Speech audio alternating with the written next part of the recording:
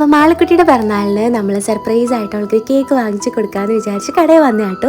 അപ്പോൾ കൊട്ടാരത്തിൽ പോയിട്ട് നമ്മളൊരു കേക്ക് വാങ്ങിയിട്ടുണ്ടായിരുന്നു. അതിൽ ഹാപ്പി ബർത്ത്ഡേ മാളു എന്നൊക്കെ എഴുതിക്കുന്നുണ്ട്. അവളുടെ യഥാർത്ഥ പേര് എഴുതാൻ പോയി അവിടെയെങ്കിലും സ്ഥലം തികയത്തില്ല.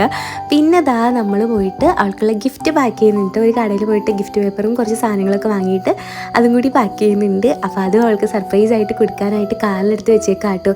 അങ്ങനെ കേക്കും കൊണ്ട് ചെന്നപ്പോഴത്തേനും അവൾക്ക് ഭയങ്കര സർപ്രൈസായി. അമ്മയും പപ്പായും ബിരിയാണി വെക്കാനുള്ള സാധനങ്ങളൊക്കെ വാങ്ങിച്ചിട്ടുണ്ടായിരുന്നു. അപ്പോൾ കേക്കിൻ്റെ കാര്യം സത്യം പറഞ്ഞു കഴിഞ്ഞാൽ ഞങ്ങൾ പറഞ്ഞിട്ടുണ്ടായിരുന്നില്ല. അങ്ങനെ എല്ലാവരും കൂടി കേക്ക് മുറിക്കുന്നുണ്ട്.